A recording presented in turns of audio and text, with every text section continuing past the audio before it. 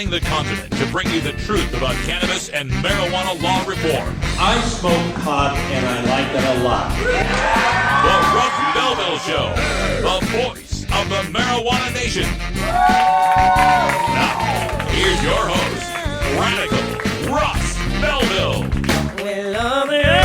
Good day, tokers and tokettes and non-toking lovers of liberty, and welcome to the program. It is Friday, March 12th, 2021, and it's got to be 420 somewhere in the world. Welcome to the program here, coming to you from America's last absolute prohibition state. We are deep in the heart of Idaho, where the legislature continues to attack the constitutional right of Idahoans to petition to change the laws, because, you know, we pesky citizens keep coming up with stuff we'd like instead of stuff they would like. It's very frustrating, I suppose. And meanwhile, right next door, this is the breaking news I've got to deliver live on the air today. Right next door, the state of Wyoming has just passed through its House committee, its first committee, a marijuana legalization bill. Let me restate that. Not a medical marijuana bill, a marijuana legalization bill. And the former governor of Rhode Island, Lincoln Chafee, he's since retired and has moved and lives in Wyoming. He testified to this committee today. This committee heard the bill, a legalization bill that is being brought forth by Republican legislators, like leaders in the Republican Party are bringing this forward, saying, look, legalization's happening. It's inevitable. Why don't we get ahead of the curve as a legislature and take care of this ourselves before the citizens put together some sort of initiative that maybe, you know, doesn't do it as well or creates other complications? Why don't we actually, I don't know, lead, govern? Wow, what a concept. So yeah, Wyoming, now this is just the first committee, right? Passed the committee though, 6-3. Got out of this Republican legislature in rural conservative Wyoming, 6-3. So that's the first step. It'll be heading, I don't know what the next step is in Wyoming politics, if there's another committee or if they have to go to the full legislature, but check that out at marijuanamoment.net.com. Are they at .com yet? I think it's marijuanamoment.net. Anyway, they got the story up there as well. I've tweeted it on my Radical Russ Twitter feed. So that's one big news story going on. Another big news story, we didn't get this in time for the Cannabis Headline News. The governor of Nebraska, going a little farther to the east, governor of Nebraska, Pete Ricketts, standing in front of a banner for Project Sam, Kevin Sabet's Project Sam affiliate in Nebraska. This has gone viral today. The clip of the governor of Nebraska saying that if you legalize marijuana, you will kill your kids. That's what the data in the other states show. And wow, this has just gone across the internet like wildfire. We'll talk a little bit more about that in our Toker Talk Radio Hour 2, but in this hour, we'll start with the Cannabis Headline News Week, catch you up on some of the headlines from around the country and around the world, where Mexico looks like it'll be legal by the end of this month. Also, we've got my testimony on a bill, House Joint Resolution 4, and this was a bill to put constitutional drug prohibition, into the Idaho Constitution. It's basically take it out of statute, put it in the Constitution, so the pesky citizens with their initiatives can't touch it.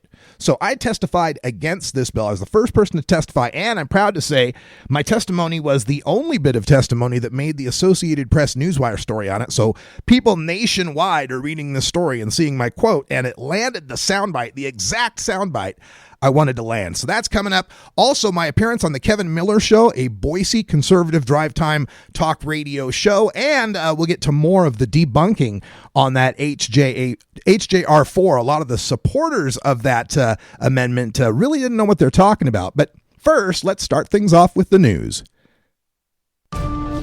This is your Cannabis Headline News, brought to you every weekday by Radical Russ Radio at radicalruss.com. Your 24-hour source for marijuana music and cannabis conversations.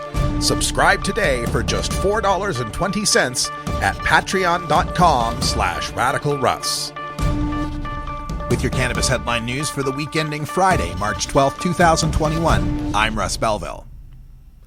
New York Governor Andrew Cuomo's growing number of scandals in recent weeks over harassment allegations and nursing home death data could leave him with even less political capital to defend his marijuana legalization proposal against a competing reform bill favored by leading lawmakers and activists.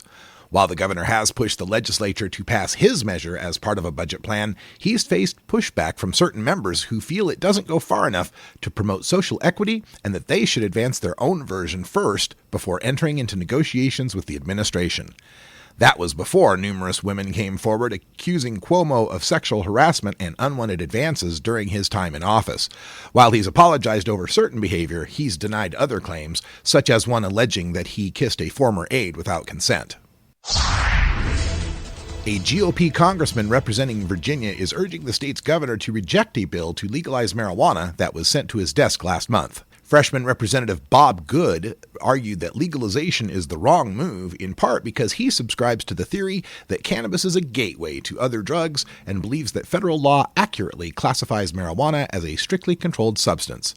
Good argued in the Thursday letter that, quote, not only would efforts to legalize marijuana undermine the rule of law and federal law enforcement, it is also harmful to families. Legalizing recreational use of marijuana, even if limited to adults, will likely expose more children to drug use at young, impressionable ages. Marijuana is often the gateway drug, and its legalization will increase experimentation with it and other drugs. End quote.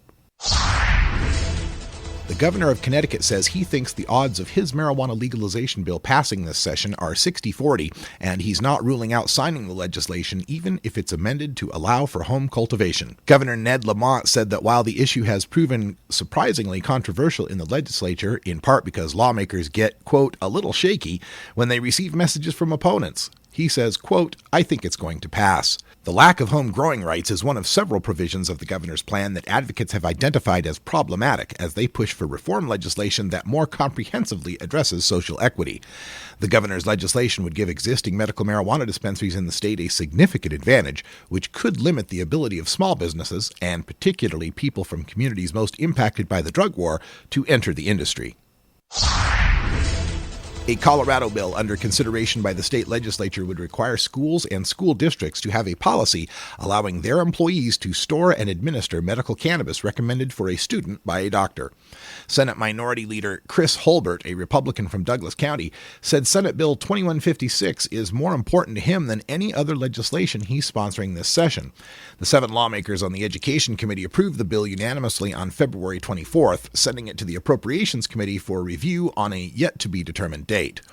Quote, as a person who comes from a community fairly consistent in being opposed to marijuana legalization in Colorado, I'm willing to put my hand up and say, I was wrong about cannabis-based medicine, end quote, said Holbert of Douglas County, who's partnering with Senator Julie Gonzalez, a Denver Democrat, on SB 56. Quote, I'm perfectly willing to have conversations with constituents and doubters to say, you're wrong, you need to meet these people, end quote. A federal oversight agency has determined that a congressionally enacted spending bill rider that prevents Washington, D.C. from legalizing marijuana sales does not preclude local officials from taking procedural steps to prepare for the eventual reform.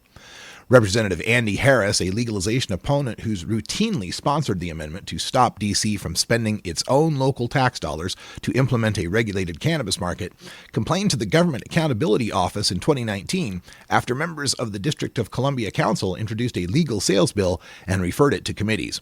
But on Monday, GAO released a letter clarifying that nothing in federal law prevents city officials from taking such preliminary legislative steps as long as the proposal isn't actually enacted while the congressional ban stays on the books.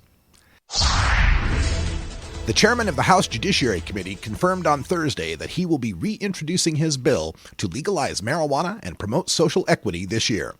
Chairman Gerald Nadler made the announcement in his opening statement during a Judiciary Subcommittee on Crime, Terrorism, and Homeland Security hearing that broadly addressed federal drug policy.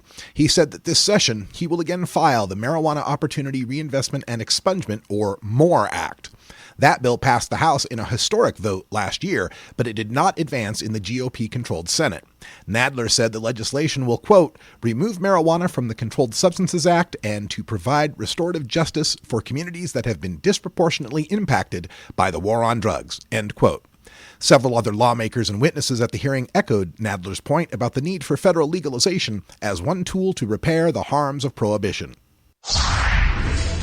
The governor of Rhode Island on Thursday unveiled his budget proposal for the 2022 fiscal year, and it includes a plan to legalize marijuana in the state. The move comes 2 days after legislative leaders introduced their own bill to tax and regulate cannabis sales. While there are a number of differences, the lawmakers and administrative officials signal that they intend to work together as they move through the process. Governor Dan McKee's proposal calls for 25 marijuana retailers to be licensed each year for the first 3 years of implementation. Those would be awarded on a lottery basis, but 5 would be specifically given to minority-owned businesses, a category that also includes firms run by women. Additional licenses would be issued in the future based on demand. Sales would begin in April 2022. A marijuana legalization bill that was approved by the Hawaii Senate on Tuesday could be dead on arrival in the House, with a key committee chairman signaling that he might not even hold a hearing on the proposal. That would effectively kill the legislation for the session. House Judiciary and Hawaiian Affairs Committee Chairman Mark Nakashima said in a recent interview that he thinks the state should focus on improving its existing medical cannabis system before advancing adult use legalization. Advocates have expressed frustration over procedural rules that allow a committee chair to singularly defeat legislation that has already advanced through the opposite chamber. The Senate overwhelmingly approved the legalization measure with a supermajority vote of 20-5 after going through the committee process there. An increasingly vocal group of Virginia lawmakers and advocates is urging Governor Ralph Northam to send down a legislative amendment that would make marijuana legal this year. The General Assembly recently passed a bill to legalize the drug beginning in 2024, a 3-year delay that was met with disappointment by a contingent of Democratic lawmakers, 8 of whom refused to vote for the bill over concerns it didn't do enough to address racial disparities in arrests and citations. Virginia reduced the penalty for marijuana possession to a $25 fine last summer, but court records show black people are still 4 times more likely than white people to receive a citation, despite the fact there is no significant difference in use between the two groups. Northam's chief of staff, Clark Mercer, said this week that Northam has not ruled out speeding up the timeline, but said conversations with lawmakers in the House and Senate are just beginning. Vermont lawmakers have unveiled legislation to end criminal penalties around small amounts of illegal drugs in the state. Under a bill introduced on Wednesday, possession and dispensation of personal use amounts of drugs would instead be subject to a fine of $50 or a referral to a substance use screening and health service. The bill, H-422, is sponsored by Representatives Celine Colburn and Logan Nicole, along with 12 additional lawmakers. Backers frame the proposal as a move toward a public health approach to drug use disorders and overdose deaths. A separate bill to remove criminal penalties around plant and fungi-based substances such as psilocybin, mescaline, ibogaine, and DMT was introduced last month by Representative Brian Cena. That measure, H-309, has been referred to the House Judiciary Committee, which hasn't yet scheduled a hearing. Lawmakers in 2 key committees in Mexico's Chamber of Deputies amended and approved a Senate-passed bill to legalize marijuana nationally on Monday, setting the legislation up for floor action that is expected on Wednesday. Members of the Chamber's Health and Justice Committees approved the cannabis bill in a joint vote of 34-11 with 12 abstentions. Lawmakers made several significant revisions from the version that passed the Senate in November. Generally speaking, however, most of the main provisions of the legislation remain intact. Adults 18 and older would still be allowed to purchase and possess up to 28 grams of marijuana and cultivate up to 6 plants for personal use, for example. But lawmakers revised the regulatory structure, rules for the commercial market, and licensing policies, among other aspects. Supporters of a sweeping bill to legalize and regulate marijuana in Wyoming anticipate a hearing before the House Judiciary Committee on Friday, where they hope to dispel myths and stereotypes held by resistant lawmakers. 12 representatives and 2 senators co-sponsored House Bill 209, Regulation of Marijuana, which would license the cultivation and sale of marijuana and tax cannabis products, including edibles and infused drinks. Chief sponsor Representative Jared Olson, a Republican of Cheyenne, chairman of the House Judiciary Committee, brought the bill only months after a majority of state residents said they support allowing adults to use marijuana without penalty. The bill would impose a 30% levy on marijuana sales and generate about $47 million a year in taxes, a state analysis of the measure says. 2/3 of the tax revenue generated annually, $30.7 million, would go toward the School Foundation Fund. Another third, $15.35 million a year, would go to the local government of the jurisdiction in which the sales took place.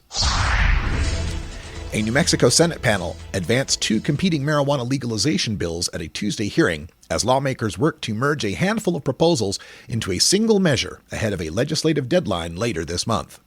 The Senate Tax, Business, and Transportation Committee unanimously passed a Republican-led Senate bill to legalize and regulate marijuana for adults 21 and older at the hearing.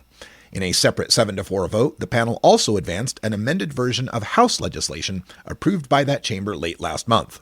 Two other Senate proposals, SB 363 and SB 13, which the panel considered during an earlier hearing, were left by the wayside with the consent of their sponsors as lawmakers continue rolling the various bills into one. The Hawaii Senate on Tuesday approved a bill to legalize marijuana as well as separate legislation to significantly expand the state's existing decriminalization law. Under the legalization proposal, which advanced at a joint hearing of the Senate Judiciary and Ways and Means Committees last week, adults would be allowed to possess up to 1 ounce of cannabis and cultivate the plant for personal use. It cleared the full chamber in a 20-5 vote. The other piece of legislation would build upon the state's existing decriminalization policy, where possession of 3 grams or less of marijuana is punishable by a $130 fine and no threat of jail time.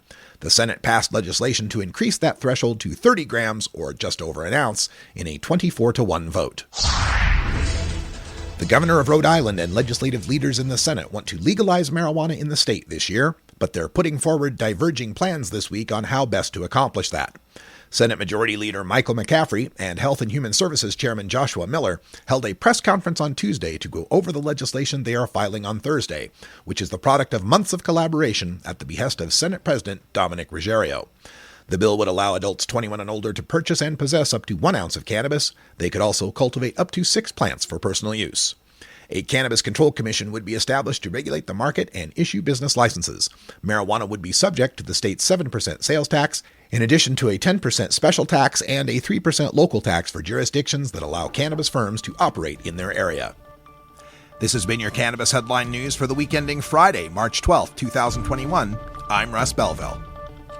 Cannabis Headline News is heard at the top of every hour on Radical Russ Radio, and Friday's news is contained within the free Russ Belville Show live podcast. For daily downloads of Cannabis Headline News podcast to your device every morning, subscribe by becoming a patron of Radical Russ Radio. In other news this week, in the state of Idaho, House Joint Resolution number 4 was voted out of committee. This is a constitutional amendment that would make medical marijuana initiatives impossible in the state. I testified against it on Wednesday. Good morning, Chair Crane and esteemed representatives. My name is Russ Belville. I represent the Idaho Citizens Coalition and the 200,000 Idahoans who use cannabis. Senator Groh, through his testimony to legislative committees, has made it very clear that Idaho must pass this constitutional drug prohibition and other bills like SB 1110 to protect this state from the threat of that 4-syllable word that begins with the letter M. Majority. We heard that if we don't act, the majority of Idahoans who support medical marijuana will never give up until they place it on the ballot. We heard that this measure is the only hope to stop a majority from voting medical marijuana into law. We heard that without this amendment, Idaho might turn out like the majority of the United States that has approved medical marijuana. We heard that it starts with medical marijuana, then a majority might vote for recreational marijuana, then a majority might vote for decriminalized drugs. Most shockingly, Senator Groh testified that we must protect Idaho from a majority of you, dear legislators, who would be inevitably corrupted by marijuana industry bribes. You might feel a tinge of guilt, representatives, for not representing the will of the majority. You might assuage that guilt by telling yourselves you're just putting this amendment up to the vote of a majority. But that's a false comfort. This resolution presents to the people a bait and switch. Should medical marijuana and constitutional drug prohibition appear on the same ballot, Senator Groh knows his majority, no matter how small, trumps our majority, no matter how large. I believe that you all know that if legalized medical marijuana and prohibit psychoactive drugs are on the same ballot, well-meaning people may vote yes on both, not knowing that their second yes just canceled their first yes. Furthermore, I believe this amendment, if passed, would supersede Idaho's right to try law. Any medicine currently in FDA Phase 1 clinical trials would be available to the terminally ill, but any new medicine would require them to wait until the legislature has approved it by a 2/3 vote. 100 years ago, our country began a disastrous experiment with constitutional drug prohibition. Don't Russ, make the thank same you very mistake much. today simply Your 2 because you minutes are fear up. the majority. I urge you to reject H.R. 4. Thank you. So that was the testimony, and I was the first Hi, person I'm to Radical testify. Russ Belville. You know me. I'm from Idaho. That's right. I am from Idaho. For some reason, that fired off when it wasn't supposed to. But hey, that's the way things go when you're running it all live yourself. That's the amazing bit of, what is that, multitasking? That's the word. Well, that sound means that it's 4:20 here in the Mountain Time Zone. Time for us to take our union-mandated safety briefing. When we return, we've got some music on the show. I know it's been a long time since we played new music. Solicited tune from Freud's Couch sent this one into me via email. We'll get a listen to that right after this. Hi, I'm Radical Russ Belville. You know me. I'm from Idaho, where we've got 2 strains of marijuana, got some and don't. But until I can help legalize marijuana in the Gem State, I can still bring you the best the hemp plant has to offer at Boise Hemp World. Boise Hemp World features the Mama Duck line of CBD tinctures and pain creams and the Billy Dogs line of CBD pet tinctures and dog treats. Hemp World also features CBD candy, gummies, gum, spices, and a whole assortment of tie-dye and hemp clothing and accessories. And under the laws of America's last absolute prohibition state, all Hemp World CBD products are 100% THC free, so you won't fail any drug screenings. Boise Hemp World, now with 2 locations, our flagship store at 6928 West State Street in the Glenwood Shopping Center, and our new location at 1720 West State Street in the Albertson Shopping Center. We're also the headquarters for the Idaho Cannabis Coalition's campaign to legalize medical marijuana in 2022. Find us online at boisehempworld.com or call us toll-free at 844-IDA-HEMP and tell them Radical Russ sent you. And now, Puff Pass Ponder with Radical Russ.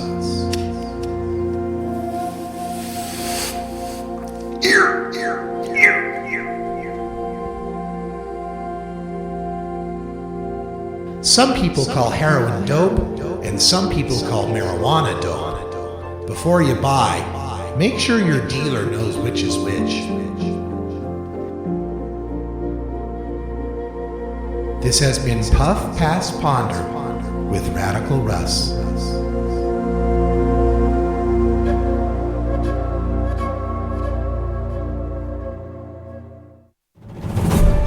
Radical Russ here, reminding you that marijuana legalization doesn't just happen. Smart, dedicated activists have put their freedom and future on the line to make it happen.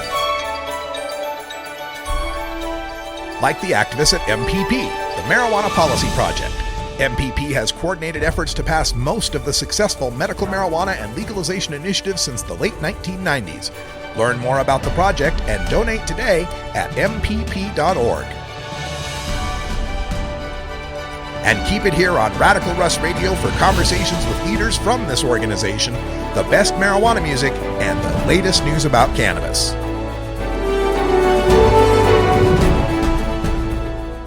You're listening to Radical Russ Radio, your source for marijuana music and cannabis conversations since 2008.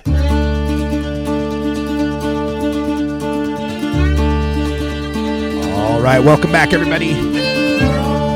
23 after the hour here in America's last absolute prohibition state, increasingly becoming surrounded by states with common sense. State of Wyoming. Yes, folks, Wyoming. They just passed out a committee a 6-3 vote on a marijuana legalization bill, jumping right to legalization, not even bothering with medical marijuana. That just makes sense. Look, medical marijuana is absolute as far as its effectiveness. I mean, we've seen so many hundreds of thousands and millions of stories from the various people who are helped by it, like my father. But this is a safe enough herb that it should be available over the counter for everyone. Anyway, let's get to the music today because we've got a band that sent in a tune here. The band is called Freud's Couch. I don't know much more than that. But this is their new tune, Freud's Couch, Freudz, like Sigmund Freud with a Z. So Freud's Couch, I better get the name of this darn song. That would help too. Like I said, it's brand new. I don't even know what the darn song is, but let's just go ahead and play it. This is a song from Freud's Couch, and I'll give you the name of it after we hear it. Take it away, Freud's Couch.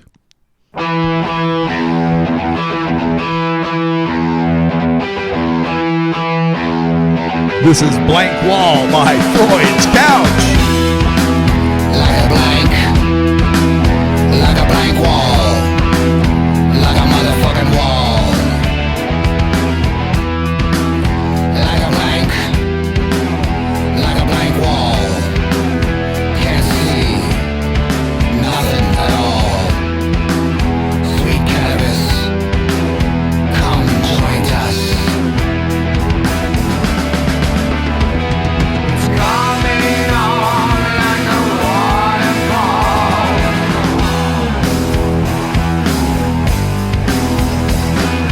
Mine is open, I can see it all.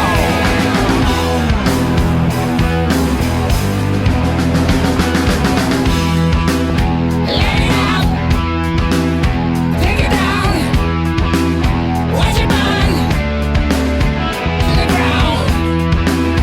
Let it in, make it clear. Stay with us, right here. It's coming on like a waterfall.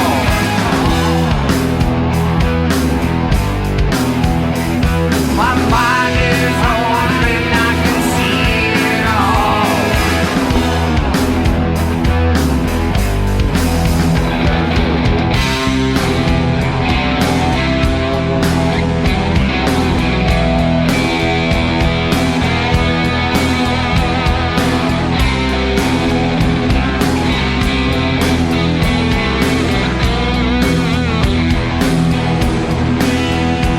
And I smell Mother Earth in the air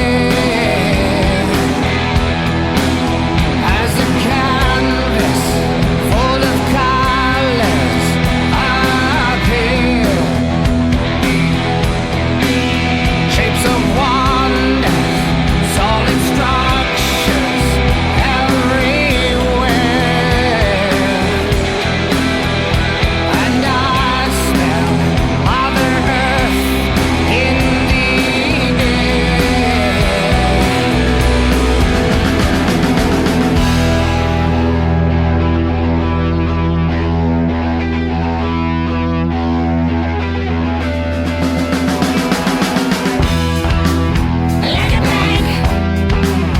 like a blank wall, like a motherfucking wall.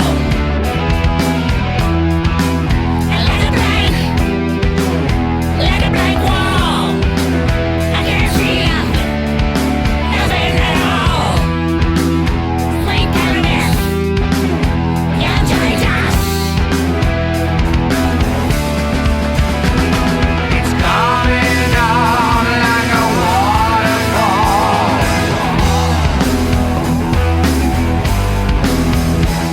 My mind is open, I can see it all. You're listening to the Russ Belville Show. Marijuana is not heroin. You can find Radical Russ online everywhere. For Cannabis Shakespearean Theatre, I'm Leonard Pinth-Garnell III. In this episode, we bring you a treasured classic of the cannabis cinema as interpreted by the Royal Shakespearean Cannabis Theatre Company, 1982's Fast Times at Ridgemont High. In this scene, a teenage cook named Brad, played by Judge Reinhold, is admonishing three stoned teenagers, played by Eric Stoltz, Anthony Edwards, and Sean Penn as the iconic surfer bro, Jeff Spicoli. Enjoy! Purchase of our meal hither shall fall upon thee, fellow. Who between thee possesseth Dolores of immense proportion? Hark! Verily thou entered yon establishment clothed in thine shirts. Something hath happened to them, sir. Take heed, Spicoli. Replace thine shirts forthwith. Cast thine visage upon yon signage. Lacketh shirt, lacketh shoes, lacketh dice. Indeed, learneth it, knoweth it, liveth it. For Cannabis Shakespearean Theatre, I'm Leonard Pinthconnell III. Hey, Radical Russ here, hoping you'll join me live every Friday at 4 p.m. Mountain for the Russ Belville Show. Each week I bring you the latest news in marijuana, analysis of drug war data, and cannabis conversations with the people fighting for the end of adult marijuana prohibition. I'll also throw in a little bit of stoner comedy and my trademark radical rants. It's the Russ Belville Show, live Fridays at 4 p.m., replayed over the following weekdays, and available as a free podcast at radicalruss.com. The world of cannabis is evolving at a frenetic pace. The Russ Belville Show gets behind the headlines to take a deeper look at breaking news in our Cannabis Focus. Well, today in the Cannabis Focus, we get to take a look at the conservative talk radio airwaves of the Boise metropolitan area. It was KIDO AM 580 and FM 107.5 that appeared on the Kevin Miller Show this last Friday, and it was a wonderful appearance. We spent the whole hour together and took lots and lots of calls from all around the Treasure Valley. And I got a little clip here I wanted to play for you, in particular, because the fellow in this clip, the caller, who identifies himself as Dr. Livingston, is a Dr. John Livingston who showed up to testify on the same bill that I testified for. So I thought, we'd give him a little more airtime to get his views out there and my debunking of the nonsense he had to say on the air. So this is from Kevin Miller. Quickly go to Dr. John Livingston, who has some questions for the Radical. Go ahead, Dr. Livingston. Hi, I've never met Radical Russ, but I've enjoyed listening to his comments. They're certainly not true or based on fact. The first thing I want to mention is his comments about the referendum legislation pending before our legislature. If you don't think that an easy referendum process does not affect individual Idahoans, just look at the Medicaid expansion that happened 2 years ago with Luke Malik and the George Soros-backed lobbyists that supported that. We could not begin to compete with the outside money provided to Luke against the Medicaid expansion, and without making ad hominem attacks or casting dispersions on anybody's motives, I see Russ as being very much like in the position of Luke. The easier it is to pass a referendum, the easier it is for big money to come into the state and determine or predetermine the outcome of a referendum. I think it's absolutely wrong. The second point I want to mention is a scientific point. I'm a organic chemistry and biochemistry major. I've taken 6 courses in pharmacology. I can tell you that the difference between marijuana and alcohol metabolism is significant. Alcohol is water-soluble, marijuana, the THC component, and several other components are fat-soluble. Interestingly enough, they cross the blood-brain barrier. They have chronic effects on the amygdala and hippocampus that have executive and cognitive functions in the brain. People that use marijuana, particularly between the ages of 12 and 28, have significant long-term effects. There's any question that he has to say about the research, I'll be happy to provide him documentation, but the easiest way he can educate himself about the basic science and pharmacology about marijuana can be in Alex Berenson's book, Tell the Children. The documentation of the science, the documentation, and Rush, you can laugh all you want, buddy. You're talking to a scientist that knows a heck of a lot more about this than you do. So don't come on the phone and tell the people of Idaho that marijuana is harmless. It's not. I have family members whose lives have been destroyed by marijuana. And it's not harmless. If you believe it's harmless, go to Seattle, go to Portland, and look at the homeless population there. And what's common amongst most all of them? They're not spending tons of money buying alcohol. They're smoking dope. And that's the common denominator. So don't court the idea that you are the expert on this. You're not. There's lots of scientists, pharmacologists, biochemists, organic chemists that disagree with you, and that needs to be said. Let's get Russ in for the last word. Go ahead, Russ. All right, so let me address the science part of this first. I challenge you to find any time in my entire career where I've ever said marijuana is harmless. I will say it is less harmful than alcohol. I'll say it's less harmful than tobacco. I'll say it's less harmful than pharmaceutical drugs. But I will never tell you that marijuana is harmless. Second of all, again, whether it's harmful or harmless is not the issue. The issue is, does the policy that we are using to address it actually work or cause more harms? I argue that the policy of prohibition does not work and actually causes more harms. Now, as to issue with referendum, I am so surprised by all these people who think that the voters of Idaho are complete idiots who can be bribed with money.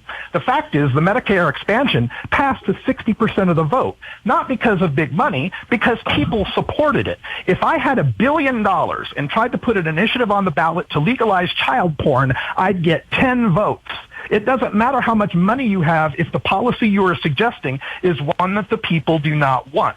This idea that Idahoans could somehow be fooled. The only thing that big money does is help us get it on the ballot. It doesn't allow us to buy votes. That is illegal. So people, if they don't want marijuana in Idaho, will put it on the ballot and they'll vote against it.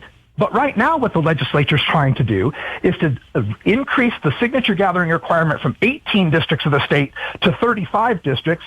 So essentially one district would have veto power over the rest of the majority of the state of Idaho. Another one is to put drug prohibition into the state constitution, where only 2/3 vote of the legislature could ever legalize a drug, taking drug policy and only drug policy out of the list of things that the people of Idaho have the constitutional right to write petitions for. These are attacks on Idaho's constitution simply because they're afraid of marijuana, and they know. Senator C. Scott Grow admitted in his testimony that if this made the ballot, it would pass.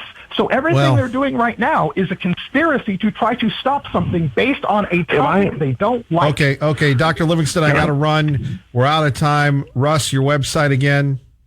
You can find our marijuana work at idahocan.co, idahocann.co, and my personal site at radicalruss.com.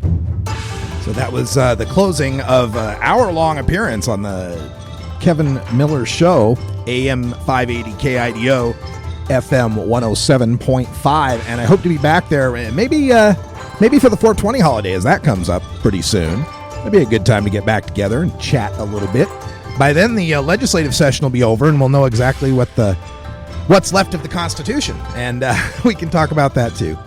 We're going to take a short pause for the good cause. When we come back, it's time for a radical rant. We're going to take a deep dive into this constitutional drug prohibition amendment being proposed in the state of Idaho that would make medical marijuana initiatives impossible. Stay tuned.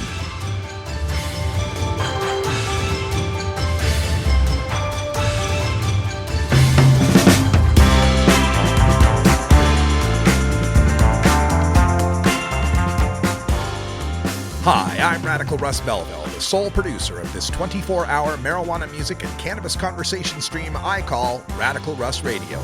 As part of my mission to educate and entertain people about the need to end adult marijuana prohibition, I produce the Russ Belville Show podcast every week, available absolutely free wherever you get your podcasts. For those of you who'd like to help support my mission financially, you can become a Radical Russ Radio VIP at patreon.com/radicalruss or by clicking the link for Toker Talk Radio in the main menu. For just $4.20 a month, VIPs will receive the exclusive download of Hour 2 of my podcast, Toker Talk Radio, every week, as well as the 5-minute cannabis headline news every weekday. Upgrade to the $14.20 a month tier, and you'll get those podcasts and a set of custom patriotic pro-marijuana stickers from me every quarter. And if you can afford to support Radical Russ Radio at $44.20 a month, you get my podcast, and each quarter you receive a poster, then a mug, then a t-shirt, and finally a hoodie that proclaim your support for ending adult marijuana prohibition. I literally cannot do this without you. Your support enables me to continue my life's work, and I thank you for it. Visit patreon.com/radicalruss and become a Radical Russ Radio VIP today.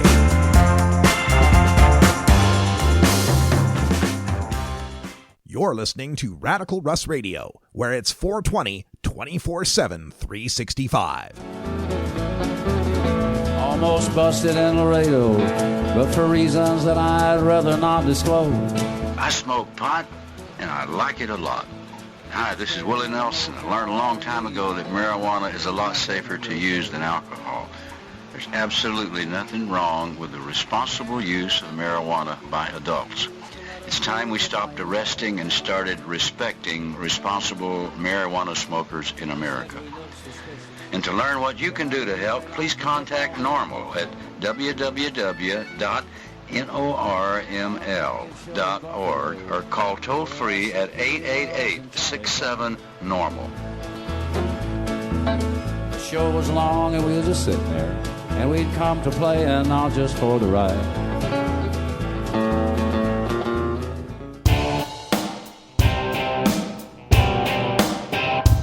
We must wage what I have called total war against public enemy number one. I support a change in law to end federal criminal penalties for possession of up to 1 ounce of marijuana. That marijuana, pot, grass, whatever you want to call it, is probably the most dangerous drug. Some think there won't be room for them in jail. We'll make room. I experimented with marijuana a time or two, and I didn't like it and didn't inhale. And one major responsibility is to encourage people to use less drugs. Entirely legitimate topic for debate. Radical Rant. Well, today in the rant, we got to talk about the possibility that Idaho could be left as Prohibition Island on the North American continent. The nation of Canada, of course, has already legalized marijuana. The nation of Mexico is moving forward. Their House just passed a legalization bill. It's slightly different than the legalization bill that the Senate just passed, so they've got to reconcile that bill. But once they get that taken care of, which should probably happen toward the end of the month, Mexico will be a legal marijuana nation, and not just legal, but legal for 18 and older, not 21, 18 and older. Of course, Canada is 19 and older in most provinces, except for Alberta, where it's 18, and Quebec, where it's 21. And, of course, we've got now 16 U.S. states that have legal marijuana, including Virginia, which just recently legalized. Although the legalization is time delayed to 2024, now lawmakers are saying, hey, let's just push this up a little bit and get it legal. And as we told you at the top of the hour, the state of Wyoming, yes, Wyoming today, in their House committee, after hearing testimony from former Rhode Island Governor Lincoln Chafee, who's now a resident of Wyoming, the House committee passed a marijuana legalization bill 6-3. And not just any old legalization bill, folks. This one is more liberal at first read. I haven't dug deep into it, but from what I'm seeing is more liberal than Oregon and Washington. Like here in the state of Oregon, just to the west, you've got 1 ounce possession in public, and you can grow 4 plants at home. Now, of course, at home you can possess 8 ounces of marijuana, but let's just talk about public, right? 1 ounce possession, 4 plants at home. In the state of Washington, you got 1 ounce possession, no plants at home. They still don't have home grow in the state of Washington. What they're talking about legalizing in the state of Wyoming, brought forth by the Republican leaders in the state, is legalization of 3 ounces of marijuana, 3 ounces, and 12 plants at home. So again, we're talking about a legalization that would be more liberal than the West Coast states. And of course, once that legalization happens in the state of Wyoming, then all of Idaho's borders, with the exception of that small southern sliver with the state of Utah, will have legal marijuana shops right over the border. There's already 8 of them in the city of Ontario, collecting about $8.2 million a month, mostly from Idahoans. There are another dozen or so really close to the border in Clarkston, Pullman, and Liberty Lake, which is just west of Spokane, Washington. 3 Washington border towns there. Clarkston, of course, right across the river from Lewiston. You've got Pullman, just, I think it's 16 miles away from the University of Idaho in Moscow, Idaho. And then you've got, of course, the Coeur d'Alene area up there. Drive west on I-90 and you'll hit Liberty Lake, and there's a few dispensaries that way. There's about $12 million a month of marijuana commerce that's taking place in those shops. Now, of course, the Spokane shops, you can say, certainly they've got their own urban area that's feeding those shops as well. So it's a little harder to discern the exact numbers, but we could probably guess somewhere in the neighborhood of $15 to $20 million total is being sold over the border in Oregon and Washington to Idaho consumers who take it back to Idaho and smoke it there. Idaho gets none of the taxes, but all the smoking.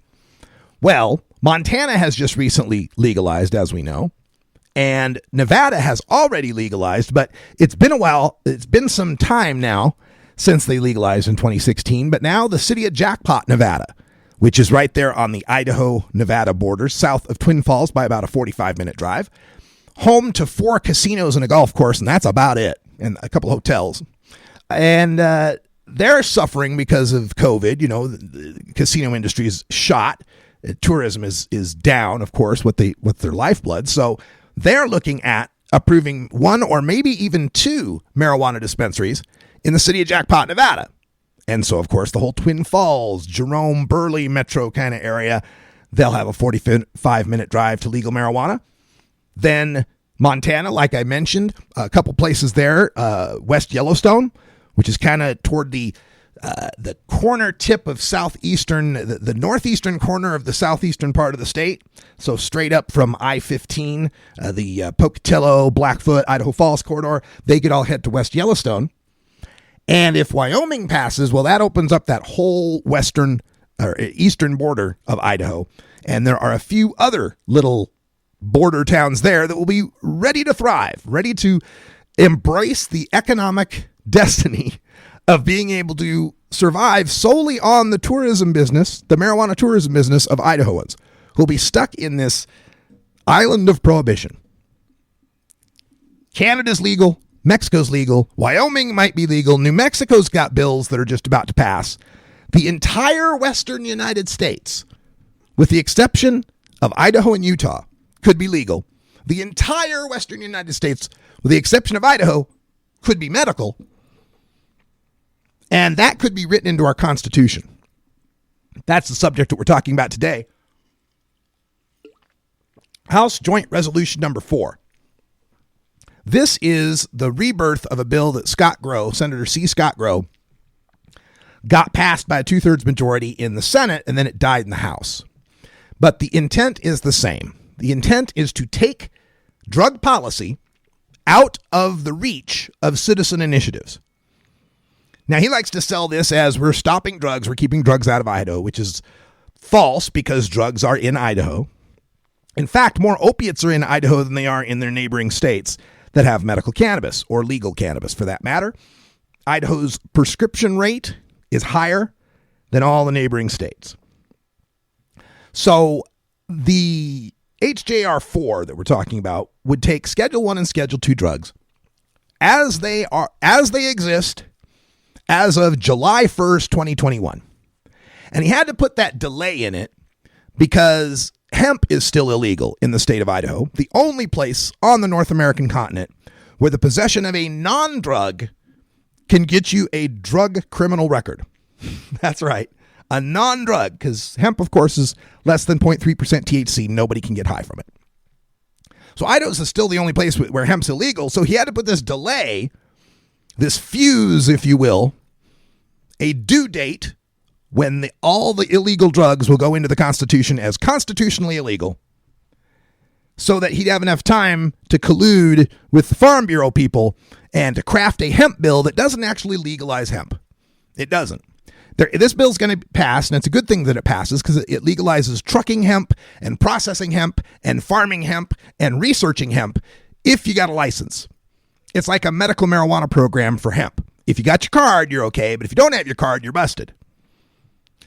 The very least Idaho could do to legalize hemp so that they could maintain the priority of trying to stop adults from smoking pot and failing.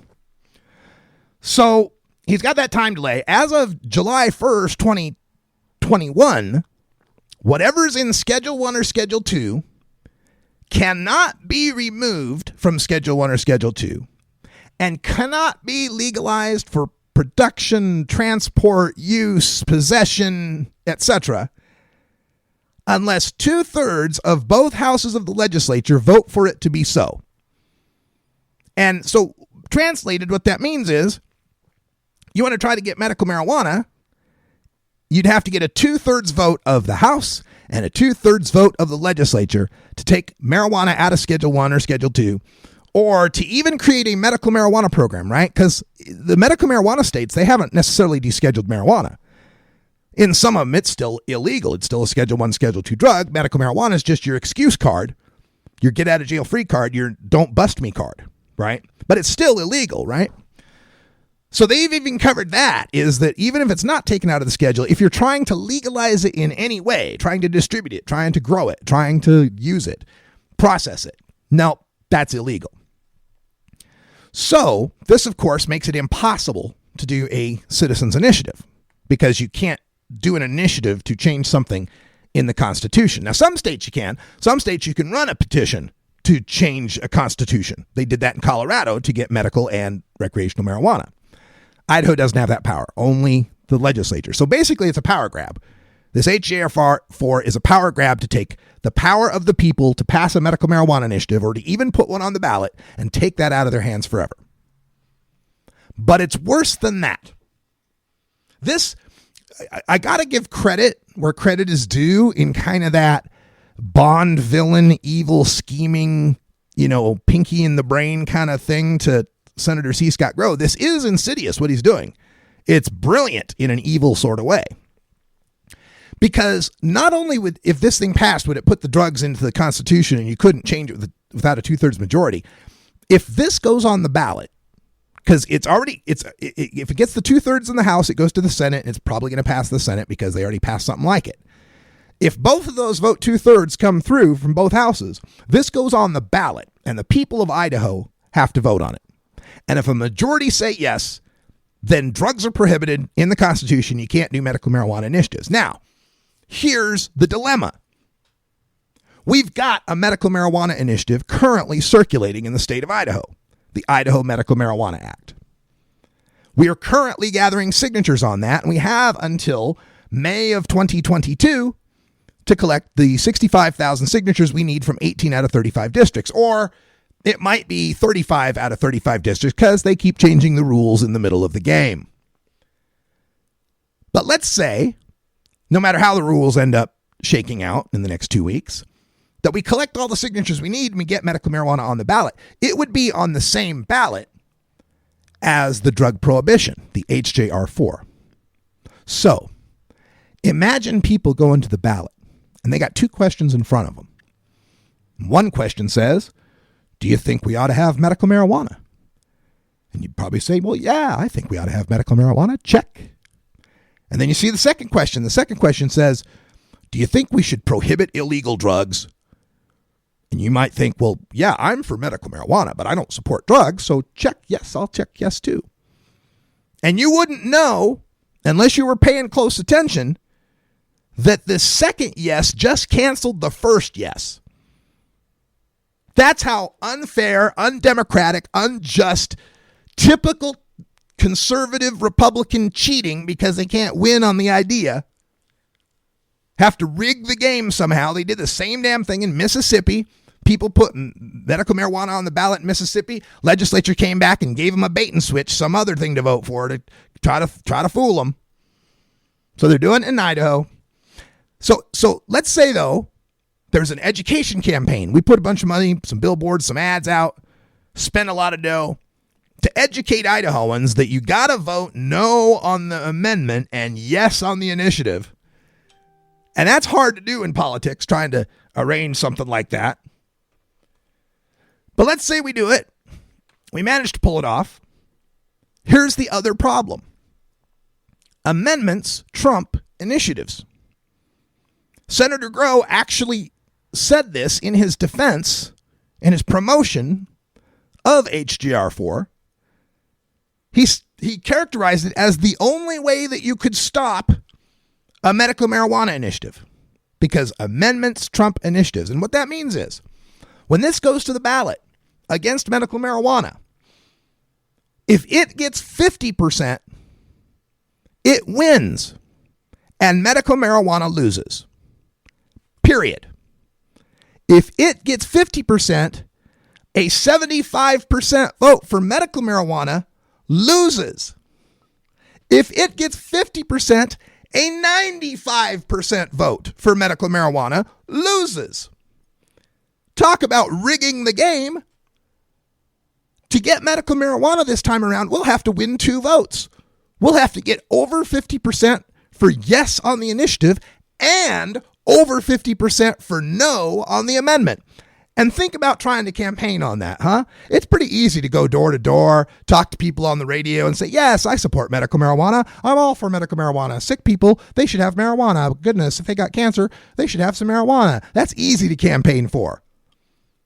Having to go out there and say, hey, vote against prohibiting drugs. Yeah, I know cocaine, meth, and heroin, they're bad, but they're already illegal. Don't vote to make them super illegal because that'll kill medical marijuana. That's a tough road to hoe, man. That's a harder conversation to have with people. It's more nuanced in that, yeah, look, we don't want to legalize meth. We don't want to legalize heroin, but they're already illegal. And if you do this, it'll make medical marijuana impossible. Well, but can't we just vote on medical marijuana? Well, you can, but if you do vote on medical marijuana, you have to vote no on making drugs illegal, right? This is just a nightmare. And of course, that's the way they want it. That's one of the advantages both sides have anymore in the marijuana debate is it's happened now in every state. Both the proponents and opponents of marijuana reform can look back at all the other states, see what worked, see what didn't, pick the best and the worst. And obviously, they've picked the worst when it comes to the single district veto loophole. They learned that from Utah. That's the other bill, Senate Bill 1110, that creates the 35 district threshold. So I wanted to play some of the testimony here. This is Senator C. Scott Grow. We'll let him push this amendment. And you got to understand, this is all a formality. This whole hearing, no minds are going to change. Nobody's being convinced of anything. Everybody already knows how everybody's going to vote. This is a foregone conclusion. It's not a surprise to anybody in any way what happens. This is all theater. With that said, here's C. Scott Grow promoting HJR4. That's Star, Olive Eagle, and a good share of Meridian. And so Deanne and I are pleased to work together on this. We're in the same district, as you can tell. So she's done an excellent job introducing what we're about here today. So I'll be very brief because, as the chairman said, we want to hear from all these folks that have come here to testify in favor of this legislation rather than listening to me. So he's pretty excited about that because he already knows who has shown up. The testimony over this span, I think, went 18-7 in favor. But of that 18, like 4 or 5, I think it was 4 of them were from one group of retired cops from California called 3-1, Code 3-1. So you had 4 from one group that testified. Another couple were like a mom and a son who both testified about how the babies they had adopted had been born with drug dependence issues and how somehow putting drug prohibition in the Constitution is going to stop that when having it illegal before didn't, but okay.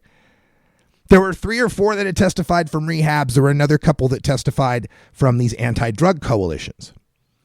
So it was kind of loaded. And I think Senator Grow sensed that too. He wants that theater. He wants everyone to think this is what Idahoans want. So he made sure to load up the testimony with people who'd be for this thing. So anyway, let's let him continue. But we'll both stand for questions. So let me just make a couple of brief comments. Number one, you have a packet of things that we've handed out to you. You can take those with and read at your leisure. Let me just point out some of the sponsors that, and because of time elements, we had to get a designated bill before we could actually get to the... Yeah, he's kind of long-winded, isn't he? He's basically going forth to tell you about how all the 4 police organizations in the state and the anti-drug organizations and all the typical people you'd expect to be in support of something like this are in support of something like this. We'll play you some of that testimony because there's a few of these things that severely... really ranged from prevarication to outright lie, and I think they need to be addressed. Also, I've got the audio of Nebraska's governor. We'll listen to the whole clip of how marijuana can kill your kids. That's all the time we got for Hour 1, though. Stay tuned. Hour 2 is next. If you're listening on podcast, you can subscribe to Hour 2 by becoming a patron at patreon.com/radicalruss. For everyone here in America's last absolute prohibition state, yay, I'm Radical Russ. Until next time, take care of each other, tokers. You take a seed, you plant it, you grow it, you dry it, you roll it, you smoke it. You take a seed, you plant it, you grow it, you dry it, you roll it, you smoke it, and it goes down smooth.